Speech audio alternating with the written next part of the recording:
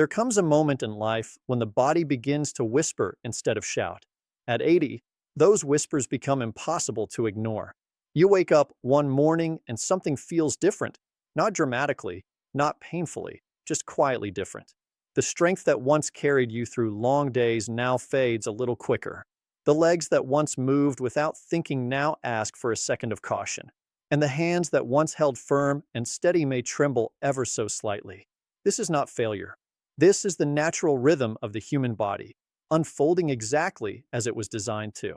For many people, this change can feel frustrating. Inside, the mind still feels sharp, willing, and ready to go. There is still that desire to move, to do, to live independently. But the body begins to set new limits.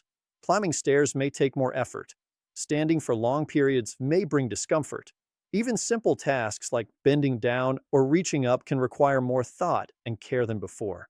And that gap between what the mind wants and what the body allows can feel deeply personal. But here is the truth most people don't talk about. Slowing down is not the enemy. Ignoring it is.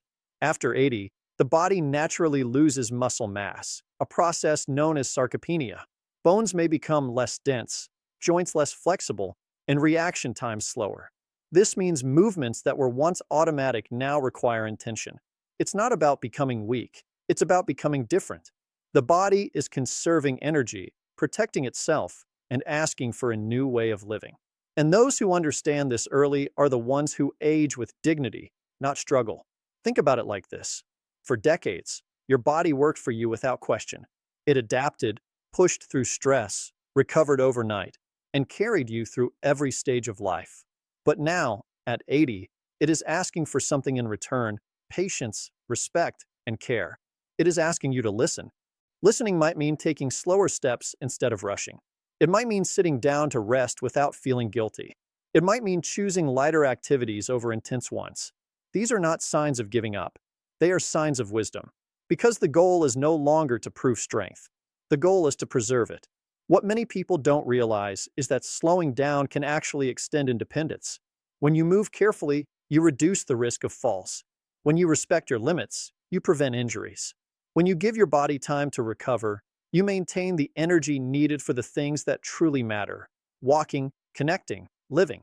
And yet, there is also a quiet power in staying active, even in this slower phase. Gentle movement, like walking, stretching, or light strength exercises, can help maintain muscle, improve balance, and support overall health. The difference is not in stopping activity, but in changing its intensity. You're no longer pushing your body to the edge. You're supporting it to last. Emotionally, this transition can be just as important as the physical one. Accepting change is not easy. It requires letting go of the version of yourself that once moved faster, lifted heavier, and did more without effort. But it also opens the door to a deeper kind of strength, the kind that comes from awareness, from patience, from understanding your body instead of fighting it. Because at 80, life is not about speed. It's about sustainability. It's about waking up and still being able to move. It's about taking steps, even if they are slower. It's about continuing forward, even if the pace has changed. And most importantly, it's about recognizing that slowing down does not mean stopping. It simply means adjusting to a new rhythm, one that allows you to keep going safely and steadily. And in that rhythm, there is still life, still purpose, still strength, just in a quieter, wiser form. Respect your body's pace, and it will carry you further than resistance ever could. There is a quiet shift that happens after the age of 80, one that many people don't see coming until it's already part of their daily life. It begins subtly, a slight hesitation before taking a step, a need to hold on to a chair while standing up, a moment of imbalance that wasn't there before.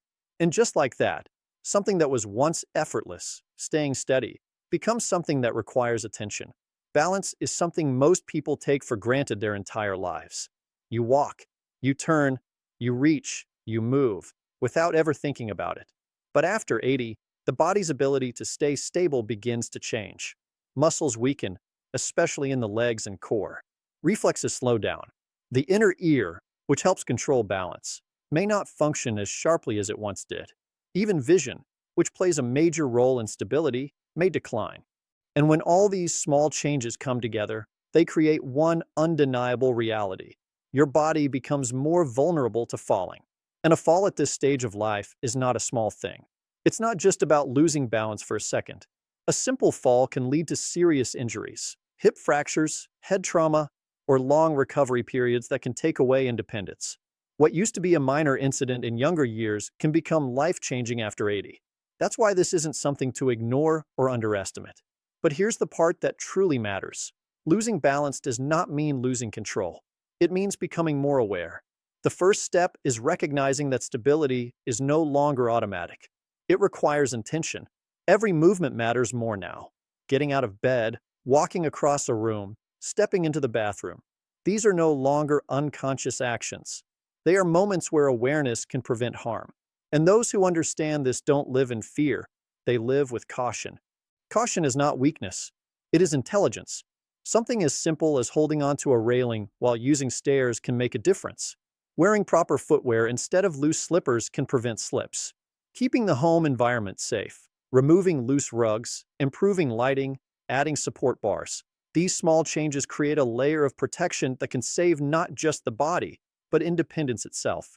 Because after 80, independence is deeply connected to safety. But beyond safety, there is also strength. And this is where many people get it wrong. They assume that once balance starts to decline, there's nothing they can do about it. That it's just part of aging, and they have to accept it. But that's not entirely true. The body still responds to movement, even at this age. Gentle exercises, like slow walking, leg strengthening, or simple balance practices, can improve stability over time. Even standing on one foot for a few seconds while holding on to support can activate muscles that help prevent falls. It's not about doing intense workouts. It's about consistent, mindful movement. Because the body may be slower, but it is not incapable. And then there is the mental side of it, the fear. After experiencing a moment of imbalance or a fall, many people begin to fear movement itself. They walk less. They avoid going outside.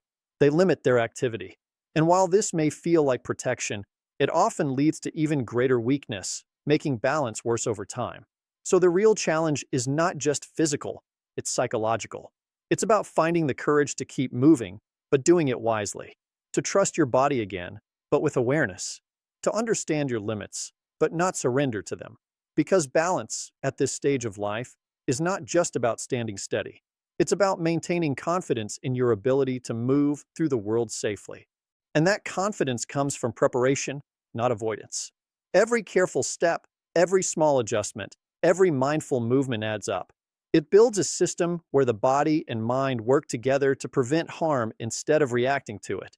So yes, after 80, balance becomes a daily challenge. But it also becomes a daily opportunity to move smarter, to live safer, and to protect the independence that matters more than ever. Take care of your balance, and it will take care of your freedom. There comes a point in life when the mind, much like the body, begins to change its pace. After the age of 80, these changes often become more noticeable, not all at once, not in a dramatic way, but in small, quiet moments that slowly add up. You walk into a room and forget why you came there. A familiar name slips away just when you need it. You place something down, only to spend the next few minutes searching for it. These moments can feel frustrating, even a little unsettling, especially for someone who has relied on a sharp memory for so many years. But here is what's important to understand. This is not necessarily something to fear. It is something to recognize. The brain, just like every other part of the body, ages over time. The speed at which it processes information may slow down. The ability to recall details instantly may not be as strong as it once was. It may take a little longer to find the right word, to remember a date, or to learn something new. But slower does not mean broken. It means the brain is working differently. And those who understand this difference are the ones who maintain their confidence instead of losing it. One of the biggest mistakes people make at this stage is assuming that every small memory lapse is a sign of something serious. They begin to worry, to overthink, to question their own minds. That worry creates stress, and that stress can actually make memory worse. It becomes a cycle. Forget something small, feel anxious about it, and then struggle even more the next time. But the truth is, occasional forgetfulness is a normal part of aging. What matters is how you respond to it. Instead of fighting these changes, the key is to adapt. Give your mind the time it needs. If it takes a few extra seconds to remember a name, allow those seconds. If you need to write things down, then write them down without hesitation. These are not signs of decline, they are strategies of strength. Because intelligence at this stage is not about speed, it's about awareness. And just like the body benefits from movement, the brain benefits from activity. Keeping the mind engaged is one of the most powerful ways to support cognitive health. Simple things, reading, having conversations, solving puzzles, learning something new, can help keep the brain active and responsive. Even recalling memories, telling stories, or engaging with others can strengthen mental connections. The brain may slow down, but it still responds to stimulation. And then there is focus. In a world full of distractions, even younger minds struggle to concentrate. After 80, this becomes even more important. Trying to do too many things at once can overwhelm the brain. But focusing on one task at a time, giving it full attention, can improve both memory and clarity. It's not about doing more, it's about doing things with intention. Emotion also plays a powerful role. Loneliness, stress, and lack of social connection can quietly affect cognitive health. When the mind is isolated, it becomes less active. But when there is conversation, laughter, shared experiences, the brain stays engaged. Human connection is not just emotional support, it is mental stimulation. And perhaps the most important thing to understand is this: your mind is still yours. Yes, it may work differently. Yes, it may take longer, but it still holds a lifetime of knowledge, experience, and wisdom that no one can take away. In fact, in many ways, this stage of life brings a deeper understanding of things that younger minds cannot yet fully grasp. Because while memory may slow, wisdom often grows. So instead of focusing on what feels lost, focus on what remains and what can still be strengthened. Support your mind the way you would support your body, with patience, activity, and care. Because after 80, cognitive changes are a part of life. But losing confidence in your mind doesn't have to be. Keep your mind engaged, and it will continue to serve you in ways that truly matter. There is something many people don't expect as they grow older. They assume that with age comes more rest, more sleep, more peaceful nights. But after the age of 80, the opposite often becomes true. Sleep, which once came naturally and deeply, begins to change in ways that can feel confusing and, at times, frustrating. It usually starts with small disruptions.